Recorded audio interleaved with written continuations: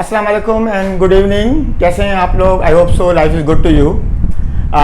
मैं बस अभी वॉक से आया हूँ, so I thought that I should record a video and in this video I will discuss today something about drawings.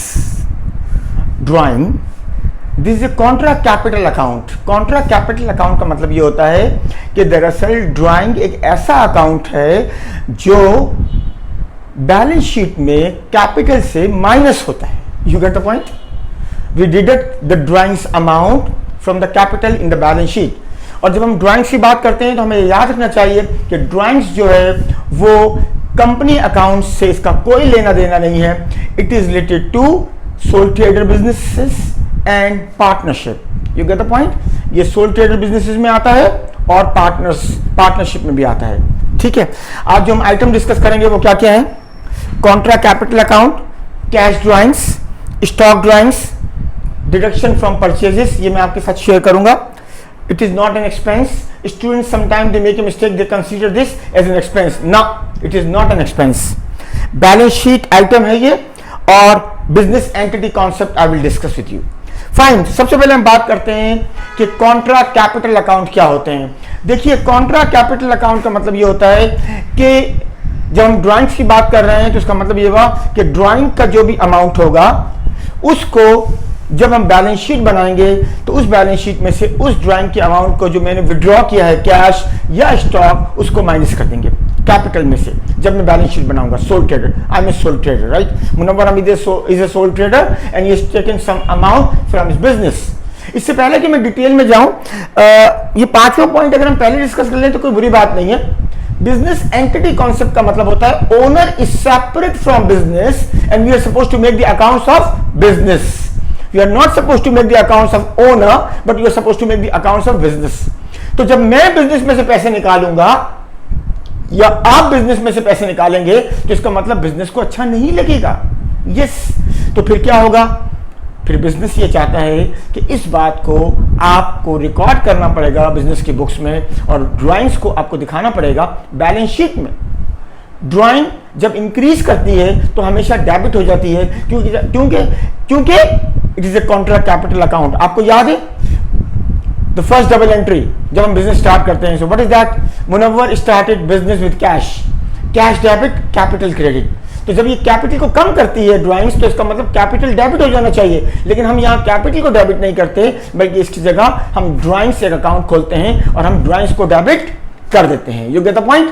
तो ये कॉन्ट्रा कैपिटल अकाउंट है, और बिजनेस एंटिटी कॉन्सेप्ट सेज कि आपको बुक्स ऑफ अकाउंट्स मुनव्वर की नहीं बनानी। You are supposed to create the books of accounts of the business of the Munawwar. That is business entity concept. Owner is separate from business.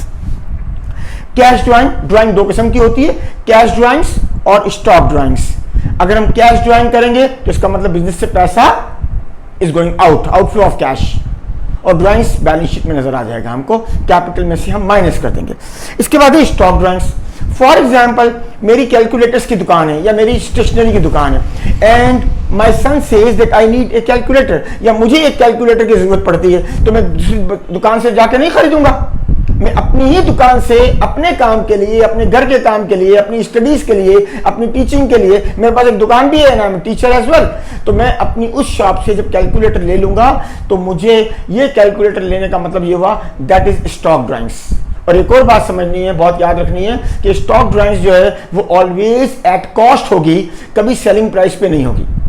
हाँ, अगर उसकी selling price दी हुई है तो हम उसकी कॉस्ट कैलकुलेट करेंगे और फिर ड्राइंग्स को उसकी कॉस्ट पर दिखाएंगे।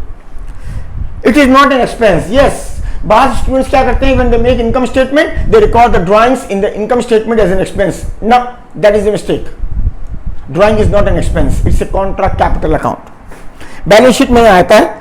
अच्छा, अब जब स्टॉक ड्राइंग्स होगी तो क्या होगा कि जब स्टॉक ड्राइंग्स होगी तो इसका मतलब हमारी परचेजेस कम हुई, क्योंकि जब मैंने परचेज किया था स्टॉक तो मैंने डबल एंट्री क्या बनाई थी? परचेजेस डेबिट और कैश क्रेडिट, जब मैंने परचेज किया था, क्योंकि मैंने बेचने के लिए लिया था। और अगर उसी स्टॉक को मैंने खा लिया, उसको अपने पर्सनल यूज के लिए ले लिया, तो इसका क्या मतलब हुआ? इसका मतलब ये हुआ कि purchases is going down. You get the point? Purchases is going down, इसका मतलब परचेजेस क्रेडिट हो जाएगा और ड्राइंग्स अकाउंट डेबिट हो जाएगा। तो जब हम ट्रेडिंग अकाउंट बनाएंगे, opening inventory plus purchases minus purchase returns तो यहाँ पर हमें ड्राइंग्स को भी माइनस करना है, वरना डबल एंट्री का इंपैक्ट नहीं आएगा। जिसका मतलब ड्राइंग्स को एक जगह हम बैलेंस शीट में दिखाएंगे, कैपिटल से माइनस करेंगे, और दूसरी जगह हम परचेज से माइनस करेंगे। बैलेंस शीट का ये आइटम है, बिजनेस एंटिटी कॉन्सेप्ट में आपके साथ बता चुका। Thank you very much. आज आपके साथ छोटी सी सेशन था, लेकिन उसमें आपने ड्राइंग्स बहुत अच्छे से सीख लिया। Thank you. पाकिस्तान जिंदाबाद।